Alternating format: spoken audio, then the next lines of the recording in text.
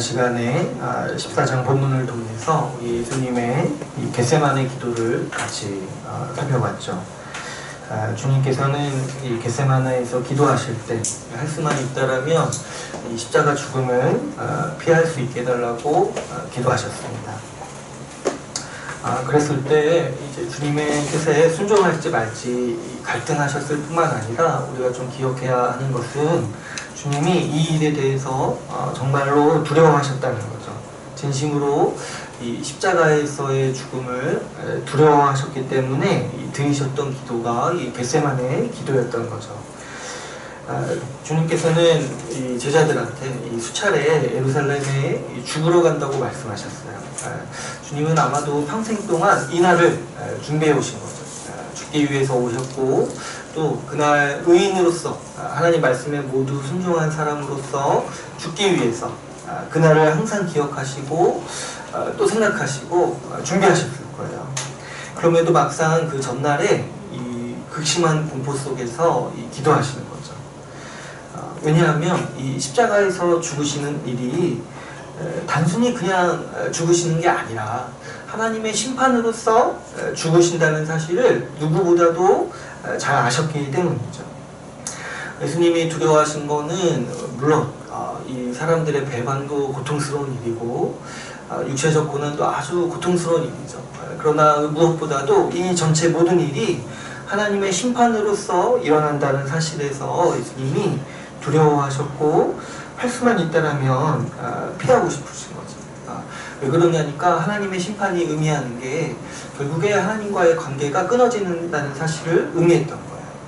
그래서 예수님은 그 일을 한 번도 겪으신 일이 없으신 분께서 하나님께로부터 버림받는다는 게 너무 싫으신 거예요. 너무 공포스럽고 할 수만 있다라면 정말 이 일을 피하고 싶으실 정도로 지금 거의 제정신이 아닌 것처럼 있으신 거죠. 우리는 이 주님의 이 공포, 주님의 이 두려움을 통해서 우리가 진정 살아가면서 두려워해야 할 일이 무엇인지를 보게 됩니다. 여러분, 우리는 그 무엇보다도 하나님의 심판을 두려워해야 돼요. 하나님의 심판 아래서 그분의 돌보심과 멀어지는 것, 하나님으로부터 멀어지고 하나님과의 관계가 단절되는 일이야말로 우리가 인생에 있어서 진심으로 두려워해야 할 일인 거죠. 여러분, 지옥이 진짜 두려운 게 뭐냐니까 뭐 지옥에서 불로 심판받고 이런 것보다도 하나님이 없는 게 두려운 거예요. 하나님이 우리를 돌보시지 않고 우리와 떨어져 계신다는 것, 그것이 지옥이라는 사실에서 그 지옥의 진짜 무서움이 있는 거죠. 우리 주님의 죽음은 우리가 받아야 할 이 하나님의 심판, 이 형벌을 대신 받으시는 죽음이었습니다. 그런데 보통 우리는 이 하나님의 심판을 두려워하지 않아요. 우리가 하나님의 심판을 받아야 하는 사람인지도 잘 모르는 경우가 많은 거죠. 그러다 보니까 이 연관에서 예수님의 죽음, 이 주님의 죽음도 그래서 이제 잘 생각하지 않게 되는 거고, 이게 뭐 어떤 의미인지도 우리가 잘 이제 볼 수가 없게 되는 일들이 일어나는 거죠. 하나님의 심판도 두려워하지 않으니까 이 심판을 대신 받으시는 예수님의 죽음도 그다지 크게 다가오지가 않는 거죠.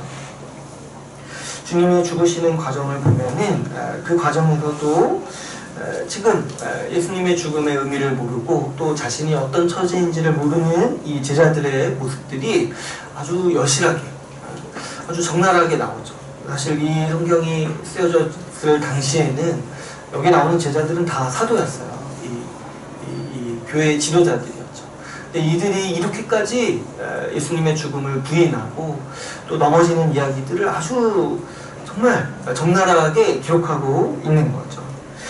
예수님이 이 제자들의 배교에 대해서 경고했을 때 이 제자들은 오히려 광만하게 행동했어요. 절대 그런 일이 없을 거라고 아주 자기 자신들을 이렇게 이 자기의 의를 내밀면서 아주 호언장담했죠.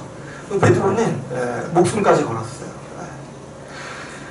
주님이 시험에 들지 않도록 기도하라고 권면했을 때도 이 제자들은 그때 이제 잤죠. 지금 이제 졸릴만한 거예요. 이 새벽같이 밤이 오고 또 이 만찬을 즐기면서 포도주도 마시고 배불렀잖아요.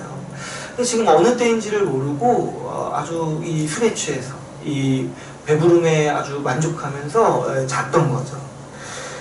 주님이 순종하셔서 이 잡혀가시기로 결단하셨을 때 제자들은 거기에 대해서 오히려 폭력적으로 반응합니다.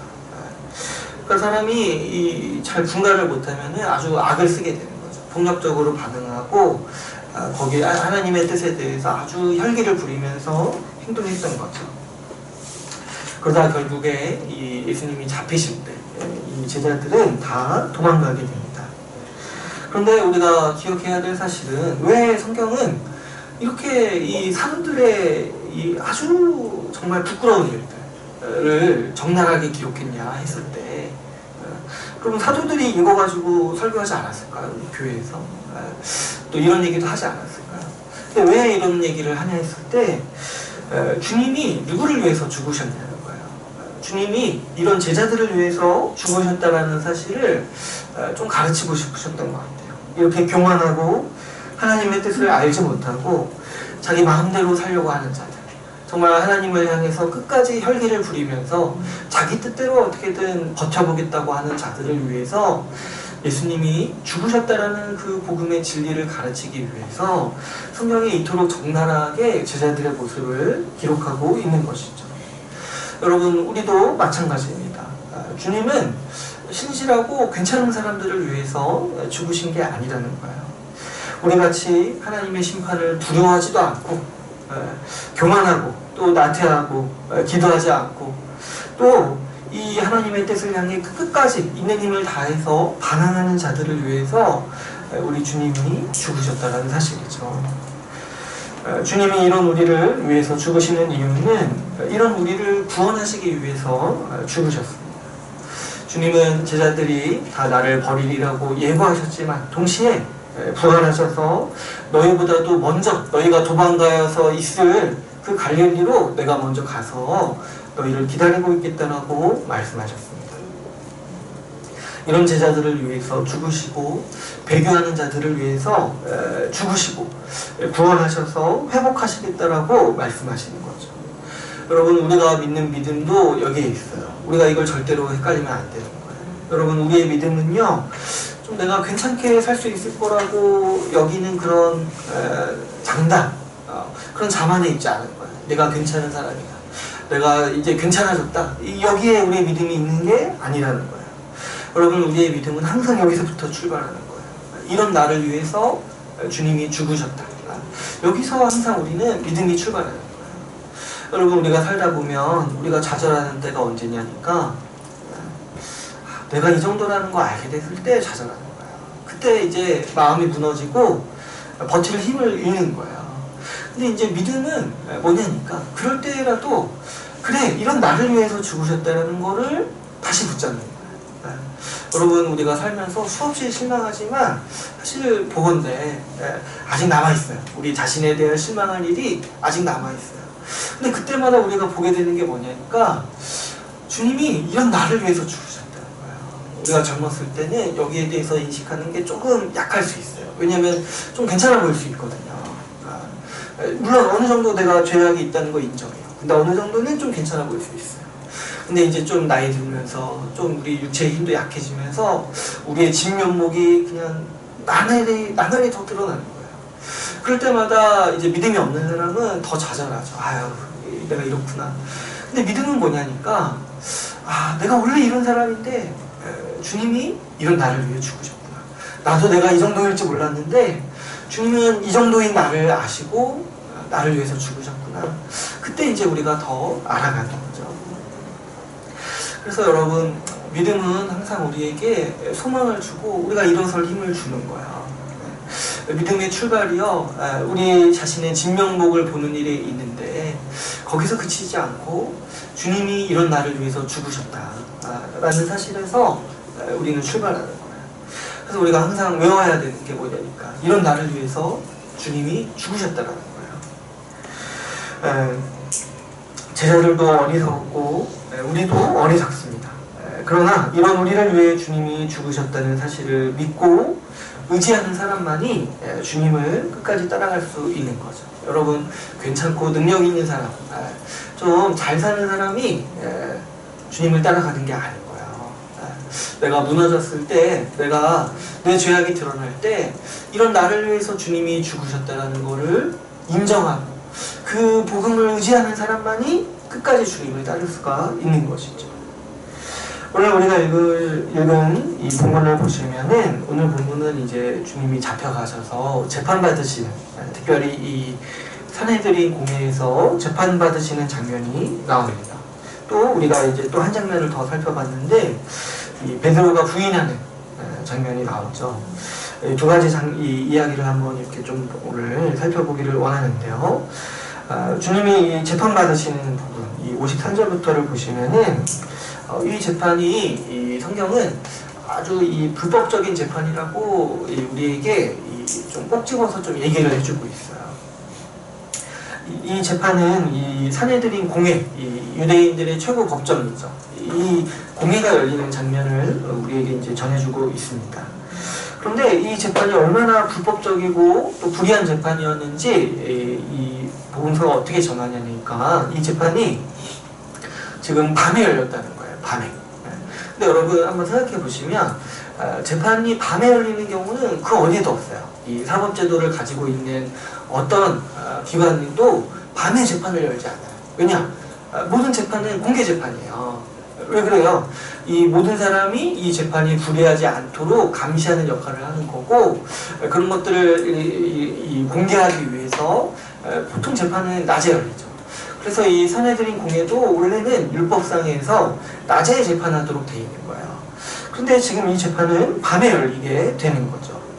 또 이 재판이 열리는 장소를 보면은 이 대제사장의 집들에서 열렸어요. 제가 이제 예전에 뭐 이런 거 잘 모를 때는 그냥 이거 보면서도 대제사장의 집이 넓었구나, 그래서 여기서 재판을 여는구나 하고 이제 이 정도로 생각하고 지나갔어요. 근데 조금만 유심히 보시면은 여러분, 재판을 어떤 집에서 하는 게 사실 말이 안 되는 거예요. 사법적인 이 질서를 수호해야 되는 재판은 항상 어디서 열리게 돼 있어요? 법정에서 열리게 돼 있죠. 근데 오늘날에 뭐 누가 어떤 판사 집에서 재판을 연다고 한번 생각을 해보세요. 이게 좀 이상한 거죠. 그러니까 이 재판 자체가 사실 이 공회로서 효력을 발휘하기에는 굉장히 불법적이고 뭔가 의도가 있었던 거죠. 이 대제사장의 의도가 담긴 재판이라고 볼 수가 있는 거죠. 아니나 다를까 이 재판에 불러온 증인들도 보면은 이 거짓 증언을 했다고 해요. 그래서 55절이랑 56절을 보시면은 여러 증인들이 나와서 예수님의 죄를 이렇게 고발하는데, 그 증언들이 서로 맞지 않았다는 거죠. 그랬을 때 이 증인들도 우리가 이제 뭐 성경에 이렇게 기록되어 있진 않지만, 이 거짓 증언을 했다는 것에 대해서 보면은 이 대제사장들이 좀 매수한 사람들이라는 걸 우리가 쉽게 짐작할 수가 있죠. 그래서 이제 급하게 한 것 같아요. 이것도 좀 급하게 짜서 서로 말이 맞지가 않는 거죠. 또 대표적으로 어떤 말이 맞지 않았는지 한 가지 발언을 소개하고 있습니다. 57절에서 59절을 보시면 한 사람이 일어나서 이렇게 말하죠. 우리가 그의 말을 들으니 손으로 지은 이 성전을 내가 헐고 손으로 짓지 아니한 다른 성전을 사흘 동안에 지으리라 하더라. 이렇게 이제 증언했다는 거예요. 그러니까 이게 지금 예수님이 지은 죄라는 거죠. 사실 이거 가지고 사람을 잡아서 이 말을 했다고 잡아서 죽이는 것도 사실 말이 맞지 않지만, 사실 이 말 자체도 정확히 말하면 예수님이 한 말이 아닌 거예요. 예수님은 자기 손으로 이 성전을 헐겠다라고 말씀하신 적이 없어요. 그래서 이제 이 말도 서로 이제 맞지 않는 말인 거죠. 맞지 않은 말을 꾸며낸 거니까 이 말도 맞지 않았다라고 이 오늘 본문은 우리에게 전해주고 있습니다. 근데 이 재판을 보면은 한 가지 이제 굉장히 이상한 일이 하나가 일어납니다. 60절이죠. 60절을 보시면은 대제사장이 가운데 일어나서 예수님께 가서 이제 묻는 거예요. 대제사장이 나서서 직접 신문을 하는 거죠. 이게 굉장히 이상한 일인 거예요. 아니 여러분, 지금 판결을 해야 되는 사람이 신문을 하는 거예요. 지금으로 따지면은 원래는 검사가 기소를 해서 검사가 신문을 하잖아요. 근데 이제 이 재판장이 듣고 있다가 일어서가지고 나서가지고 검사 자리에 가가지고 신문을 하는 거예요. 그러니까 이거 자체가 말이 안 되는 거죠. 아마도 이제 대제사장이 이제 좀 답답했던 것 같아요. 이 거짓 증인들을 다 불렀는데 서로 말이 맞지 않고 자기도 이거 가지고 판결 내리기가 이제 힘든 거예요. 그래서 직접 가가지고 이제 한 가지 이 증거에 대해서 이제 묻는 거죠. 이 증거들에 대해서 너가 답할 말이 없냐. 그런데 이제 예수님께서는 이 침묵하고 아무 대답도 하지 않으십니다. 왜 그러냐니까 주님은 이미 죽으시기로 작정하셨어요. 그런데 이제 주님을 고소하는 이 아무리 말도 안 되는 고소라도 거기에 대해서 변명하고 이 변론하는 것 자체가 거부하는 거잖아요. 죽음으로 가는 길을 거부하는 거잖아요. 그래서 주님은 여기에 대해서도 이 별다른 저항을 하지 않으십니다. 근데 이 상황 자체는 사실 굉장히 고통스러운 일인 거예요. 여러분, 우리가 한번 억울한 일을 한번 당하면, 억울한 일로 나를 공격하는 일을 한번 당하면은 그렇게 마음이 고통스럽잖아요. 그렇죠? 우리가 직장이나 인간관계에서 누가 나를 오해하고 누가 나를 억울한 일로 막 이렇게 침해할 때 얼마나 고통스럽습니까? 얼마나 가서 이렇게 한 명 한 명씩 붙잡고 해명하고 싶고 어떻게든 이거 오해한 거 바로잡으려고 얼마나 좀 고통스럽습니까? 근데 주님은 이 고난을 받으시는 거예요. 이 억울한 고소, 억울한 이 신문, 이것을 그냥 참으시는 거예요. 이거 자체도 하나님의 심판인 거예요. 하나님의 심판으로서 받으시는 거죠. 61절에서 이 제사장은 한 가지를 더 물어봅니다. 61절에서 이제 물어보는 질문이 있죠. 뭐라고 물어보냐니까 다시 물어 이르되 내가 찬송받을 이의 아들 그리스도냐 이렇게 물어보는 거죠. 그랬을 때 이 말은 우리가 이제 쉽게 짐작할 수 있듯이 뭐 지금 대제사장이 이게 궁금해서 물어본 건 아니에요. 지금 대제사장이 이렇게 공회로 끌고 와가지고 이 그리스도인지 아닌지 물어보려고 이렇게 궁금해서 물어보려고 질문하는 게 아닌 거죠. 지금 이 말은 이제 예수님을 책잡으려고, 예수님 여기서 이제 이 말을 통해서 어떻게든 걸려 넘어지게 하려고 앞에서 이제 거짓 증언으로 계속 시도했는데 안 되고 마지막으로 이제 한번 이렇게 더 찔러보려고 이제 물어보는 거예요. 책잡으려고. 그런데 예수님이 여기에 대해서 이제 대답을 하시는 거예요. 62절에서 여기에 대해서 인정하시죠. 내가 바로 그다. 내가 그리스도라고 인정하는 거죠. 그래서 64절에서 보면은 이제 이게 대제사장의 이 질문을 한 의도였던 거죠. 이 말을 가지고 신성모독한다라고 예수님을 비난하는 거예요. 자기를 그리스도라고 인정하니까. 자기가 하나님이고 하나님의 아들이라고 말하는 걸 보고 신성모독이라고 하면서 이 죄가 죽기에 합당하다라고 선언하는 거죠. 그러니까 이게 참 어떻게 보면은 역사의 아이러니예요. 예수님이 죽으시는 이 죄의 명목이 뭐냐니까 하나님을 모독했다는 거예요. 근데 판결이 확정되고 나서 이제 예수님이 그러면은 사형수 신세로 전락하잖아요. 그러니까 이제 사람들이 예수님을 우습게 보고 하는 행동들이 있어요.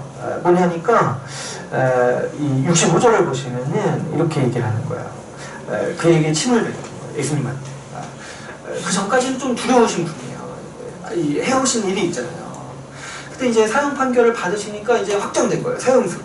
그러니까 그 대제사장 하인들이 예수님을 우습게 보기 시작하는 거예요. 그래서 가까이 와서 침을 뱉고. 근데 그 다음에 한 일이 뭐냐니까 얼굴을 가리고 때리는 거예요. 그리고 예수님한테 누가 때렸는지 맞춰보라고, 이 삼치자 노릇을 해보라고 조롱하는 거죠. 그러니까 이게 사람이요 이렇게 이제 우습게 보이는 거예요. 이 사형수로 판결이 나니까 우습게 보면서 이 예수님을 가지고 조롱하는 거죠. 이게 참 이상한 일이죠. 예수님의 죄목이 뭐냐니까 신성모독이에요. 하나님을 모독했다는 거예요. 그런데 진짜 이 본문을 보면은 우리가 다 알고 있는 우리가 보면은 정말 신성을 모독하고 있는 사람은 누구입니까? 예수님께 이 신성모독이라는 죄로 사형을 선고하지만 실제로는 누가 하나님을 모독하고 있습니까? 이 대제사장이 베드로니 지금 예수님을 향해서 사형에 해당한다라고 말하는 것 자체가 사실 신성을 모독하는 거예요. 왜 그러냐니까 하나님이 어떤 분인지를 지금 모르는 거예요. 또 우리가 오늘 살펴볼 본문을 보면은 66절에서 72절을 보시면 또 우리가 아는 이제 유명한 장면이 나오죠. 이 일을 지켜본 이 베드로의 이야기가 나옵니다. 그래서 이제 베드로가 보면은 좀 용기가 있어요. 끝까지 이 자리에 따라온 거잖아요. 제자들은 다 도망갔는데 이 베드로는 혼자 멀찍이 따라왔어요. 그랬을 때 아마도 자기가 한 말 때문에 좀 한 것 같아요. 제자들 다른 사람은 다 버릴지라도 나는 버리지 않겠다고 자기 한 말이 있으니까. 근데 이제 이 순간적으로 어떻게 한 거야? 순간적으로 도망갔잖아요, 자기도. 그러니까 좀 후회스러워서 멀찍이 따라와서 이 재판까지 이렇게 다 보는 거예요. 근데 이제 예수님을 따라왔을 때, 이 베드로가 예수님을 따라왔을 때 어쩌면은 좀 일만의 기대를 품고 예수님을 따라왔던 것 같아요. 아마도 어떤 오해가 있었다거나, 그래서 이제 주님이 풀려나실 거거나, 아니면 주님이 큰 이적과 힘으로 이 상황을 모면하시고 타개하실 것을 좀 염두에 두고 멀찍이라도 좀 따라왔던 것 같아요. 자기가 한 말이 있으니까. 그런데 베드로는 결국에 이 주님의 십자가를 끝까지 무시하니까 어떤 일이 벌어질지를 여기서도 생각을 못하고 따라온 것 같아요. 그녀는 주님이 십자가를 지시겠다고 했을 때 절대로 그런 일이 일어나서는 안 된다라고 항변했었죠. 이때까지도 주님이 절대로 죽으실 리 없다라고 계속해서 자기 최면을 건너서 따라왔던 것 같아요. 그러니까 지금 이 예수님의 재판 장면을 보고 베드로가 느꼈을 그 좌절, 그 상처는 이루 말할 수가 없는 거죠. 주님이 아무런 변론도 하지 않으시고 사형을 선고받으시고 또 모욕당하는 장면을 보면서 이 베드로가 큰 상처를 받는 거예요. 이 한 여종 하나가 베드로에게 집중적으로 추궁하죠. 2번 물어보고 하죠. 근데 베드로는 부인하고 71절을 보시면 세 번째 물어봤을 때 주위 사람들이 세 번째 물어봤을 때 어떻게 해요? 저주한다고 했죠. 이 주님을 저주하는 거예요. 이 그리스도를 저주하면서 주님을 모른다고 부인합니다. 베드로는요, 십자가를 지시는 주님, 이 공회에서 이렇게 무력하게 잡히시고 무력하게 고난당하시고 사형 선고 받으시고 모욕당하시는 이 주님을, 이렇게 실패하시는 주님을 이해할 수도 없었고 또 정말 진심으로 미웠던 거예요. 진심으로 정말 다 집어치우고 이 관계를 청산하고 싶을 정도로 십자가에서 죽으시려고 작정하시는 주님이 미웠고 저주하고 싶었던 거죠.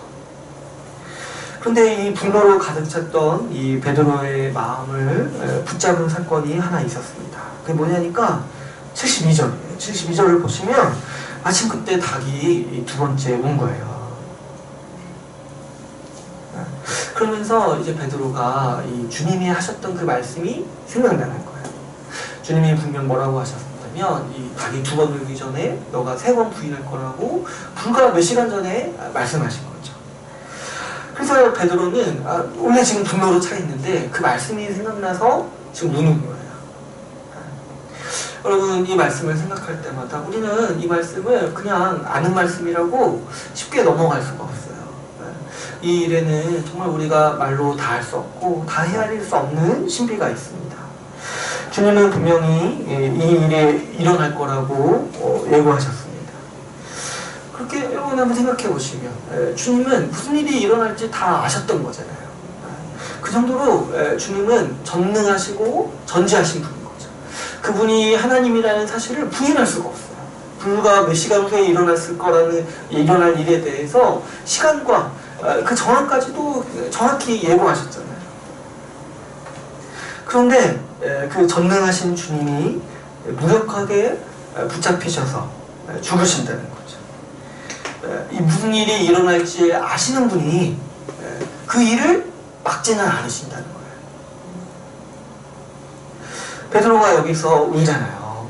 이 베드로의 울음은요, 우리가 주님을 따라갈 때 반드시 겪는 일 중에 하나라고 볼 수 있어요. 전능하신 분을 도저히 이해할 수가 없는 거죠. 여러분, 이게 이해가는 게 사실 이상한 거예요. 전능하신 분이 십자가를 지신다라는 사실을 우리는 도저히 이해할 수가 없는 거죠. 여러분, 전지전능하신데도 고난받으시는 분을 우리가 어떻게 따를 수 있겠습니까? 여러분들은 정말 이해할 수 없는 성경의 신비를 알고 계시나요? 세상을 만드시고 다스리시는 분이 이토록 무력한 모습, 모욕당하는 모습으로 우리 앞에 서신다라는 이 사실을 우리가 정말 믿고 살아가고 있냐는 거예요. 우리는 우리 인생의 때마다 반드시 이 베드로의 울음을 기억할 때가 있을 거예요. 주님이 전능하시고 주님이 힘이 있으시고 주님이 우리를 다스리시고 우리에게 복 주시는 분이라는 것을 알면서도 또 한편으로 우리에게 뭐가 있냐니까 우리가 도저히 어떻게 하지 못할 고난과 힘이 여전히 있는 거예요. 고난과 어려움이 여전히 우리에게 있어요. 근데 주님을 이해할 수가 없는 거예요. 주님이 전능하신데 우리는 왜 여전히 힘드냐는 거죠. 오늘 본문에 등장하는 이 두 사람, 이 대제사장과 베드로는 예수님을 이해하지 못했다는 점에서 공통점이 있습니다. 사실 그 누구도 이 성경의 계시가 아니라면은 예수님이 이런 분이라는 사실을 누구도 이해할 수가 없어요. 대제사장은 예수님께 물어보죠. 너가 그리스도냐? 하나님의 아들이자 하나님 나라의 왕이냐고 물어보는 거예요.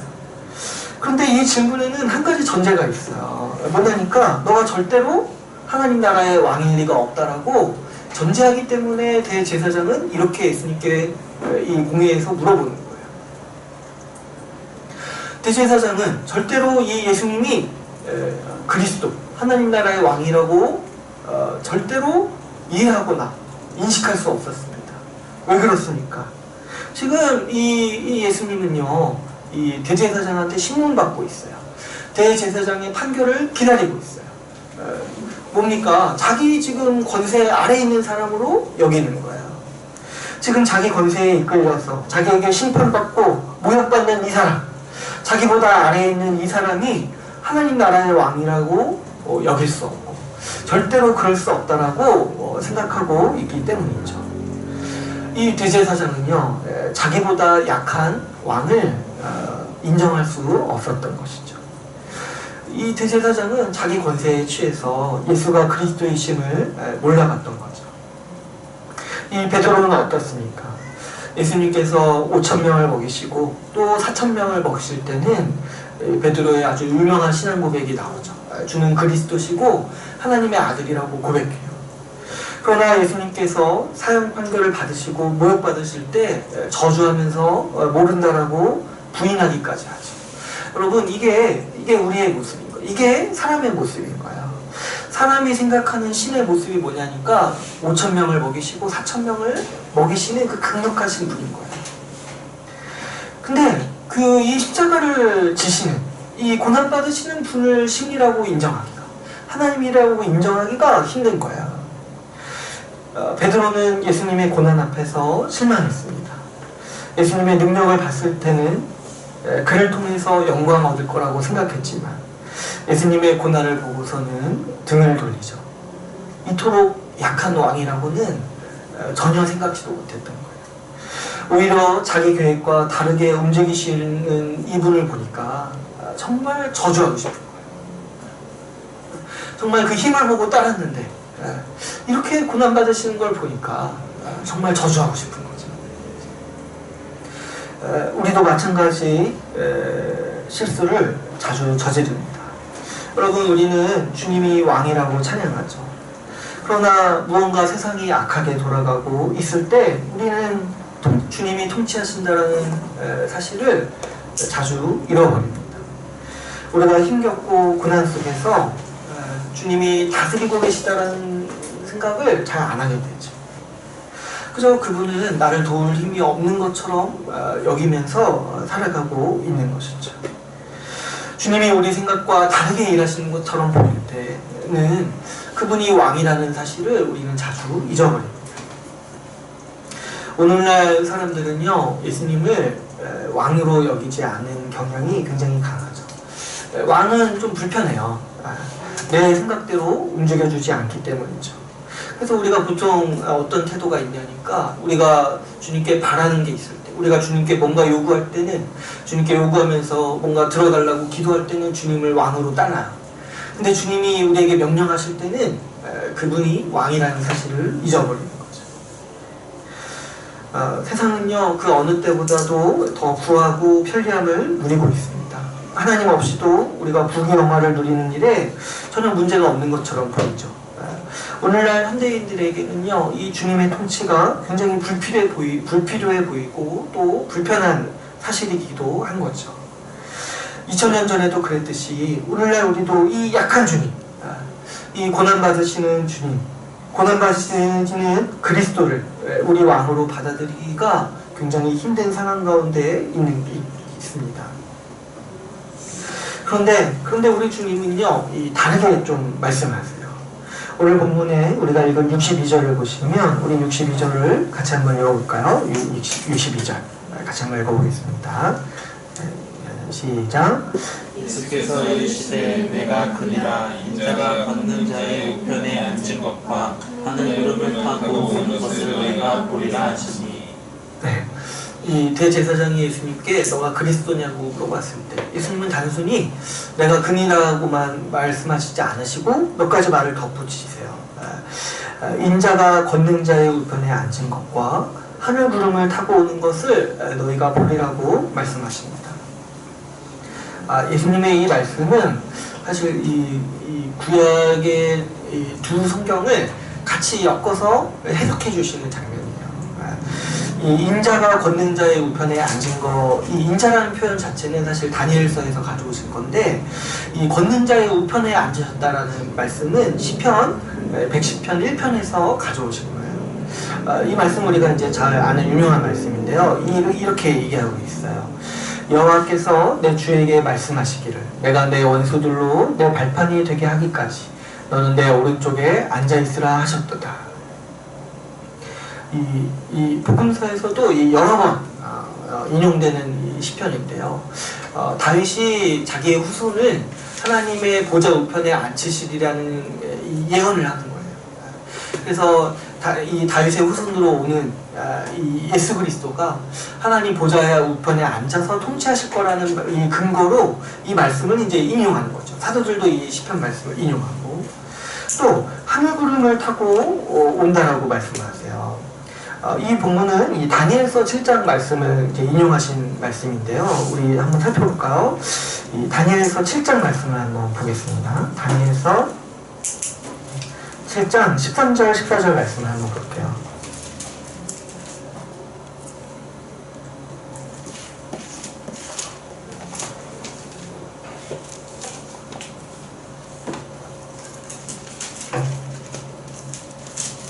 제 성경책에 1245페이지인데요.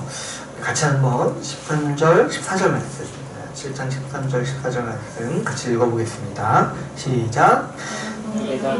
만상중에 보니 인자같은 이가 하늘 구름을 타고 와서 옛적부터 항상 계신 이에게 나와 그 앞으로 인도되매 그에게 권세와 영광과 나라를 주고 모든 백성과 나라들과 다른 언어를 말하는 모든 자들이 그를 섬기게 하였으니 그의 권세는 소멸되지 아니하는 영원한 권세요 그의 나라는 멸망하지 아니할 것이니라. 아멘. 이 다니엘서 7장 13절 14절 말씀은 하나님께서 인자에게 사람과 같은 이에게 하나님 나라의 영원한 권세를 주시겠다라고 말씀하시는 거죠. 그러니까 시편 110편 1절 말씀과 이 다니엘서 7장 13절 14절 말씀이 같은 얘기를 하고 있는 거예요. 근데 이제 보통 사람은 이거를 잘 깨닫지 못했는데 예수님이 오셔서 이 구약을 해석해 주시는 거예요. 이 다윗의 자손이 인자로서 하나님 나라의 권세를 받으시는 거라는 거죠. 그래서 하나님 보좌 우편에서 만물을 통치하시는 자로 서신다라는 거죠. 그래서 이 예수님은 내가 그리스도라고 말하실 뿐만 아니라 내가 하나님 나라의 왕으로서 만물을 다스리신다라고 지금 이 대제사장에게 이 성경 이 성경을 해석해 주시면서 말씀하고 있으신 거죠. 그런데 62절은 참 이상한 말씀인 거예요. 여러분, 이 말 있잖아요. 내가 만물을 통치할 거다.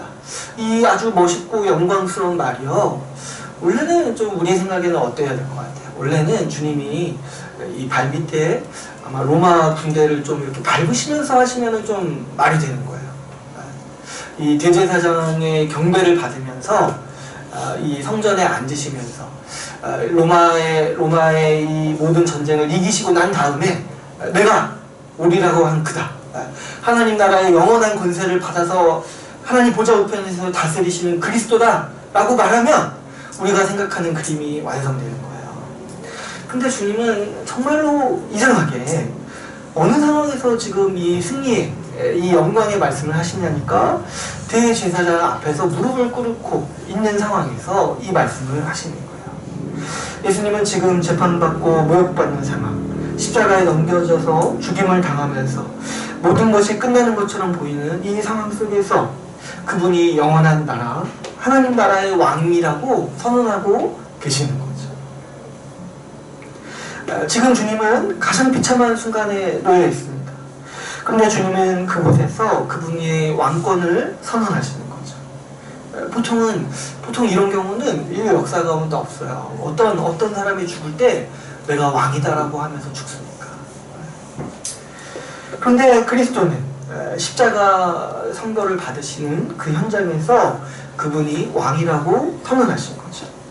여러분, 예수님이요, 한 번도 이렇게 병자 고쳐주시고 5,000명을 먹이시고 4,000명 먹이실 때 내가 그리스도다, 내가 왕이다 이렇게 선언하신 적이 없으세요. 그런데 주님은요, 이 재판 받으시고 십자가에 넘겨지실 때 내가 왕이라고 선언하시는 거예요. 왜 그렇습니까? 왜 주님은 이렇게 말도 안 되는 행위를 하십니까? 왜냐하면 우리 주님의 왕권의 기초가 뭐냐니까, 우리 주님의 왕권 다스림의 통치의 기초가 바로 십자가이기 때문에 우리 주님은 이 맥락에서 그분의 왕권을 선언하고 계시는 거죠. 그러므로 여러분, 우리는 십자가를 바라볼 때 우리는 그리스도의 통치가 어떠한 통치인지를 이해할 수가 있는 거예요. 십자가는 하나님께서 또 우리 하나님 나라의 왕이 되신 주님께서 어떤 방식으로 세상을 다스리는지 나타나 있습니다. 예수님은요, 힘과 무력으로 통치하시는 그리스도가 아니신 거예요. 예수님은요, 십자가에서 죽음, 그 성김과 고난으로 통치하시는 그리스도시라는 거죠. 대제사장이나 베드로는 이 일을 받아들이지 못했습니다. 이게 믿음에서 실패하는 거예요. 여러분, 그 누가 상상이나 했겠습니까? 세상을 창조하시고 다스리시는 분이 오셔서 나에게 뺨을 맞으시고 모욕당하고 사형선고 당하실 거라고 그 누가 상상이나 했겠습니까? 여러분, 그 누가 예상이나 했겠습니까? 만물을 다스리시는 분이 우리를 위해 오셔서 죽기까지 고난받으시고 섬기시리라고 그 누가 예상을 했겠습니까?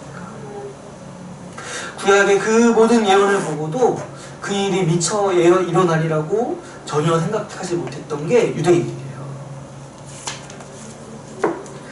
그런데 주님은 이 재판을 받고 모욕받는 현장에서 그분이 하나님 나라의 왕이라고 선언하십니다. 주님께서 받으시는 고난, 그 십자가가 주님이 통치하시는 방식이기 때문입니다. 주님의 다스림은 이렇게 이해할 수 없는 방식으로 우리에게 나타납니다. 그분은 오셔서 종의 모습으로 섬기시고 죽으심으로 우리를 다스리시는 거죠. 여러분, 주님이 고난받으시는 이 현장에서 하나님 통치의 영광을 우리는 볼 수 있습니다. 여러분, 우리가 힘과 권세를 가진 사람을 보면은 고개를 숙일 수는 있어요. 그러나 만물을 다스리시는 분이 우리를 위해 우리보다 더 낮은 자리에서 섬기시고 죽으신다는 사실 앞에서 우리는 무릎을 꿇는 거죠. 62절에서 주님께서 말씀하신 것처럼 예수 그리스도는 만물을 다스리십니다. 그분의 통치가 십자가에서 고난받으시고 모욕당하시는 모습으로 나타나는 거죠.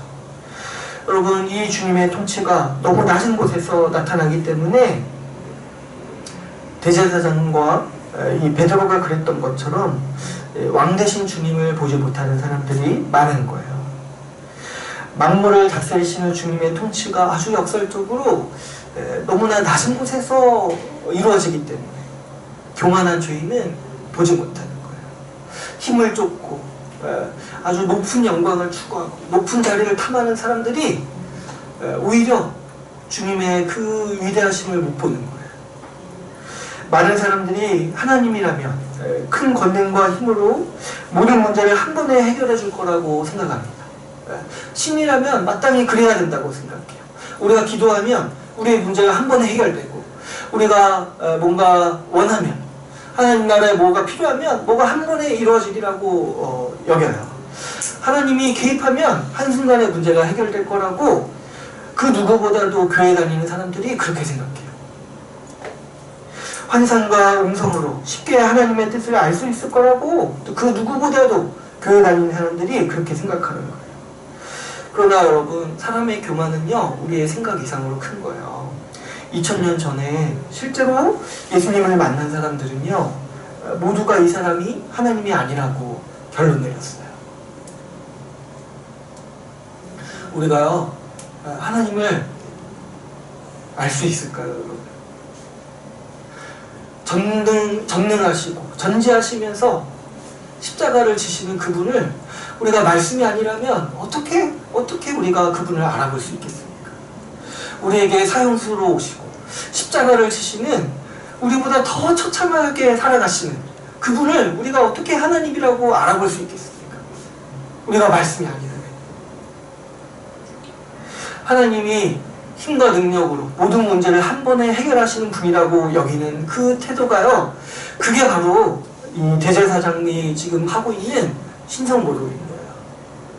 하나님이 어떤 분인지를 모르는 거죠. 자기 마음대로 하나님을 생각해서 판단하고 자기 마음대로 하나님을 이래야 된다라고 여기는 이 베드로의 신성모독인 거죠.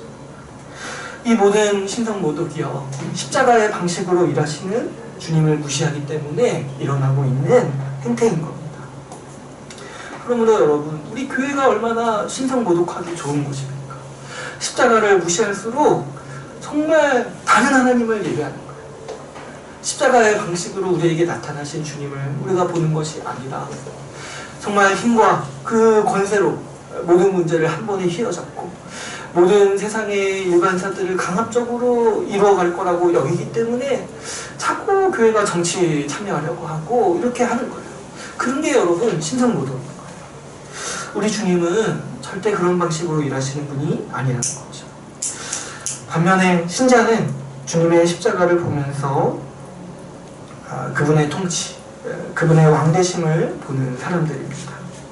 주님께서 왕이신데요, 섬기시는 왕이요, 우리를 위해서 고난받으시는 왕이라는 사실을 알고 우리는 그분을 따릅니다. 찬송받으실 분이 오셔서 오히려 모욕받으시는 그분의 모습을 통해서 우리는 우리가 찬양해야 될 하나님의 영광을 보는 것이죠. 그분이 받으시는 고난에서 이 예수님이야말로 만물을 통치할 자격이 있으시다라고 우리가 찬양하고 예배하고 있는 것이죠. 오늘날 예수님께서 십자가를 지시는 왕이라는 사실, 그분의 다스림이 섬김이요, 고난받으시는 모습으로 나타났음을 우리가 잃어버리고 까먹는다면 우리는 그분의 왕되심을 외면하기가 쉽습니다. 우리가 이제 이런 것들을 잘 헤아리지 못할 때, 우리가 이런 것들을 잃어버릴 때 나타나는 증상이 우리가 좀 무력할 때 하나님과 멀어지는 거예요. 많은 분들이 이 고난 중에서 주님께 실망하고 주님을 떠나요. 사람이요, 이 고난을 겪을 때, 힘겨운 일을 겪으면 자기가 실패했다는 생각이 드는 게 가장 힘들어요. 또 그것보다 더 힘든 게 뭐냐니까, 이 고난 중에 하나님이 날 버리셨다는 생각이 드는 거예요.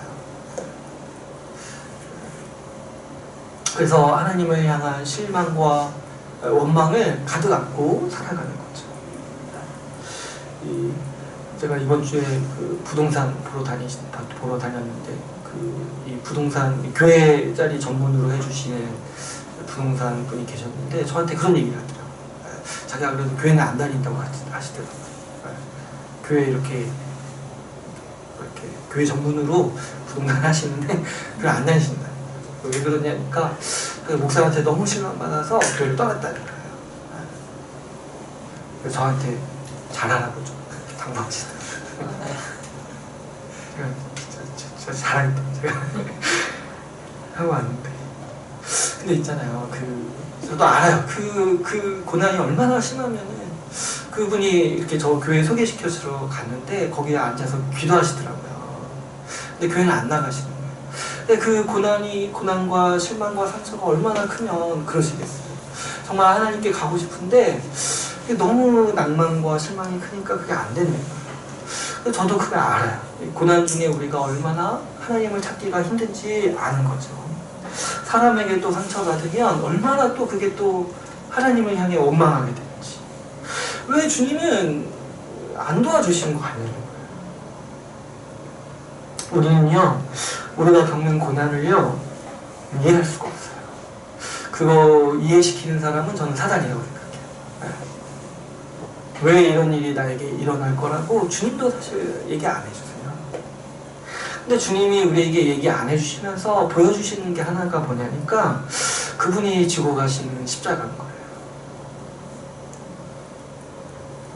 우리는 평생 동안 우리가 겪는 일들에 대해서 이해할 수 없고 그냥 문득문득 하다가 어느 정도 좀 보일 때가 조금씩 있는 거죠. 근데 우리가 우리 고난을 향한 태도가 언제 바뀌냐니까 오직 우리 예수께서 십자가를 지시는 왕이라는 사실을 믿을 때 바뀌는 거예요. 그분이 십자가를 지셨다는 사실을 믿는 사람만이 자기가 겪는 고난을 이해할 수는 없지만 자기가 겪는 고난을 끌어안을 수는 있는 거예요. 여러분, 왜 그렇습니까? 주님이 우리의 왕이심에도 먼저 고난받으셨음을 알기 때문이죠. 우리도 이 억울한 일을 당하고 또 무시를 당하고 모욕을 당하면 화가 납니다. 이건 굉장히 괴로운 일이에요. 그러나 우리가 이런 일들을 끌어안고 살 수 있는 충분한 이유가 하나가 있어요. 뭐냐니까 우리 주님이 먼저 무시받으시고 우리 주님이 먼저 모욕받으시고 우리 주님이 먼저 억울한 재판을 받으셨기 때문이죠. 우리 주님은 어쩌면 이 죄로 오염된 세상에서 살아가면서 겪는 인간의 고통을 우리보다 먼저 겪으신 걸 수도 있어요. 우리가 이런 일들을 당할 때 우리가 항상 기억해야 되는 게 뭐냐니까 우리의 왕이신 주님께서 먼저 이 일을 겪으셨다는 거예요. 여러분, 우리의 왕이 모욕당하신 분이시고 우리의 왕이 억울하게 고소당하신 분이신데 우리가 뭐라고 이런 일에 혈기를 부리고 화를 내고 나에게 절대로 이런 일이 일어나면 안 된다라고 짜증을 내겠습니까? 우리가 따르는 왕이요, 고난의 왕이신데요. 내가 그분을 왕으로 섬기고 예배하면서 우리가 한 가지 기억해야 될 사실이 있다면 우리의 고난을 끌어안는 거예요. 우리가 고난 중에 있고 또 어려울 때 주님이 도와주시지 않는 것처럼 보일 때가 있어요. 그럴 때 우리는요, 주님이 왕이시고 다스리신다는 소망을 잘 가지지 못해요. 원래 이제 생각하건대 우리가 아무리 힘들어도 주님이 통치하신다, 이 소망으로 좀 이겨내야 되는데 실제로 우리가 고난과 힘겨운 가운데 있다 보면 자꾸 어떤 생각이 드냐니까 주님이 안 도와주시는 것 같아요. 이게 이제 더 지속되다 보면은 주님은 이 일에 관심이 없으시다라고까지 생각을 하게 되는 거예요. 저도 예전에 그런 생각을 굉장히 많이 했어요. 뭐 이렇게 사역을 하고 뭐 이렇게 주의 일을 하는데 더 힘든 거예요. 이 세상에서 잘 나가는 사람들보다 더 힘든 거예요. 제가 보통 보니까 귀한 사역하는 사람일수록 돈이 없어요. 돈도 없고 영향력도 없고 뭐 없어요. 아무것도 없어요. 그래서 제가 한번 너무 답답해가지고 아니 주님이 좀 이상하신 것 같은 거예요. 아니 주님의 일을 나한테 별로 유익도 없어요. 주님의 일을 내가 좀 나나 다른 사람이 할 때 주님이 딱딱 돈도 딱 주시고 딱딱 주시면 얼마나 좋아요. 근데 왜 주님은 안 하시냐는 거예요. 주님 위해서 그렇게 하겠다는데 왜 꼭 우리 교회는 돈이 없거나 영향력이 없거나 힘이 없는 거예요, 세상에서. 또 이상하게 또 세상에서 힘 가지려고 하면은 교회 같지 않아버리게 좀 타락한 거죠. 왜 그러냐는 거예요. 근데 이제 여러분 이런 생각을요, 지금 여기 나오는 사람들이 그런 생각을 하는 거예요. 오늘 본문의 사람들이 예수님을 보면서 그런 생각을 하지 않겠습니까? 하나님 나라 왕이면 왜 불의한 재판에 제대로 답변하지 않느냐는 거예요. 왜 대제사장 한 명 하나 설득하지 못하는 거예요? 왜 여기서 똑바로 그 하나님 나라의 권세를 보여주셔서 왜 편하게 하나님 나라를 세우지 아니하는 거예요? 근데 이 유혹을 누가 했는지 아세요? 이 사단이 했던 유혹인 거예요. 너가 나에게 절하면 세상 나라를 너에게 주겠다라고 얘기하는 거예요. 주님은요, 이런 방식으로 일하시는 분이 아니라는 거예요. 주님은 고난과 섬김의 방식으로 그분의 나라를 세우려 하시는데, 사단은 언제나 힘과 능력으로 하나님 나라를 세울 수 있다라고 유혹하는 거죠. 원래 주님이 일하는 방식이 이런 방식이라는 거예요. 주님은 십자가의 방식, 이 고난과 섬김의 방식으로 일하시는 거죠. 이게 이 교회만 알 수 있는 정말 아주 복음의 지극히 큰 신비인 거예요. 누가 이걸 이해합니까? 만물을 통치하시는 분이 고난과 섬김의 방식으로 지금도 일하신다는 것을 누가 알 수 있겠습니까? 주님은 돈과 힘으로 그분의 힘을 드러내는 게 아니라 섬김과 죽음의 방식으로 그분의 능력을 드러내고자 하십니다. 영웅이나 이 환상을 통해서 그분의 뜻을 나타내시는 것이 아니라 겸손한 방식으로 겸손한 사람을 통해서 그분의 뜻을 이루어 나가십니다. 십자가에서 하나님께서 이런 분이라는 이 계시가 아주 찬란하게 우리에게 비춰주고 있는 거예요. 고린도전서 1장 22절에서 25절은 이 하나님의 방식, 십자가의 방식을 아주 우리에게 웅변적으로 말씀하고 있습니다. 제가 읽어드릴게요. 유대인은 표적을 구하고 헬라인은 지혜를 찾으나 우리는 십자가에 못 박힌 그리스도를 전하니 유대인에게는 거리끼는 것이요 이방인에게는 미련한 것이로되 오직 부르심을 받은 자들에게는 유대인에게나 헬라인이나 그리스도는 하나님의 능력이요 하나님의 지혜니라. 세상은 힘과 돈과 권세로 하나님의 영광이 거기 있다라고 여기지만 하나님은 세상 사람들이 미련하다고 하는 이 죽음과 섬김과 낮아짐의 방식으로 그 겸손한 방식으로 우리를 구원하시고 그분의 능력을 나타내십니다. 세상 사람들은요, 하나님이 전지전능하시니까 힘으로 다스리고 강압적으로 우리를 통치하실 거라고 여깁니다. 그래서 이 세상에 악한 일이 있거나 신자가 고난을 겪으면 세상 사람들은 보면 하나님을 비웃어요. 이런 태도가 바로 신성모독인 거죠. 사람들은요, 십자가에 나타난 이 하나님이 어떤 모습인지를 모르고 어떻게 일하시는지를 모르고 그렇게 함부로 자기 교만을 드러내는 거죠. 그러나 여러분, 우리가 믿는 주님은 십자가에서 죽으심으로 우리를 섬기시고 다스리시는 그리스도입니다. 그러므로 우리가 십자가에서 죽으신 왕을 따르는 믿음이야말로 우리의 영광이요 우리의 자랑이라고 할 수 있습니다. 우리는 이 왕의 영광에 매료되어서 그 왕을 따르는 사람들입니다. 십자가에서 죽으신 왕을 볼 때 우리는 진짜 영광이 어디 있는지를 보는 사람들이에요. 교만한 사람은요, 영광이 저 위에 저 높은 자리에 있다라고 생각합니다.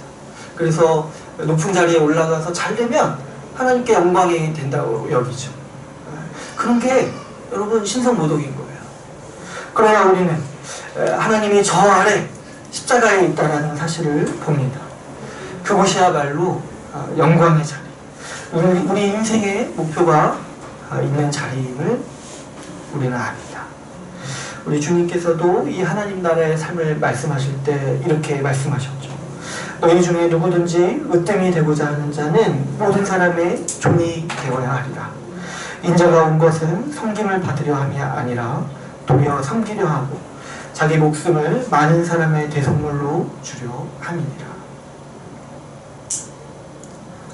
우리의 영광과 우리의 복이요 저 아래 십자가에서 고난받는 자리에 있는 거예요.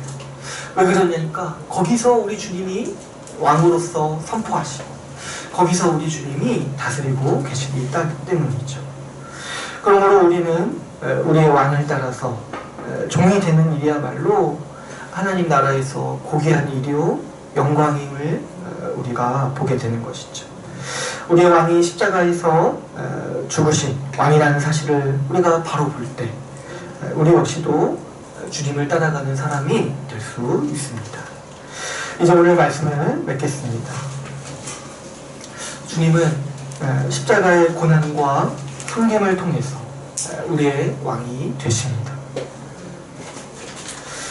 그러므로 여러분 우리는 고난이나 어려움 속에서 그분의 통치를 더 봐야 돼요. 그분이 먼저 고난받으셨고 그분이 십자가를 지신 왕이라는 사실을 우리가 항상 기억하면서 우리의 고난 중에서도 그분의 통치를 생각하며 소망을 잃지 않아야 하는 것이죠. 그리고 우리가 고난을 끌어안아야 돼요. 주님은요 고난에서 벗어나라고 우리를 불러주시는 것이 아니라 고난 중에 십자가를 지고 나를 따르라고 우리를 부르셨습니다. 십자가를 지신 분이 우리의 왕이라고 여기면서 내 삶에 고난이 없어야 한다고 여기는 태도야말로 교만이요 정말 하나님을 모르는 태도라고 할 수 있습니다. 무엇보다 이 하나님의 통치가 섬김의 방식으로 이루어진다는 사실을 기억합시다. 주님은 섬김과 고난의 방법으로 지금도 통치하시고 다스리십니다. 여러분 주의 일을 하고 싶고 주를 따라서 주를 위해서 살고 싶나요? 그러면 우리 인생에 반드시 고난과 또 정말 모욕과 무시와 낮아짐이 있을 수밖에 없어요. 왜 그러냐니까 주님은 원래 그런 방식으로 일하시는 하나님이신 거예요. 여러분 우리도 주님을 따라서 섬김과 낮아짐으로 기꺼이 고난에 참여함으로 우리 주님의 통치를 따라 살아가기를 바랍니다. 십자가에 나타난 예수 그리스도의 영광을 날마다 봐서 섬기고 죽는 일을 우리의 영광으로 알고 살아가는 우리 주의 나라 교회가 되기를 소망합니다. 오늘 말씀을 마치고 같이 기도하는 시간을 갖도록 하겠습니다. 이 시간 같이 기도하실 때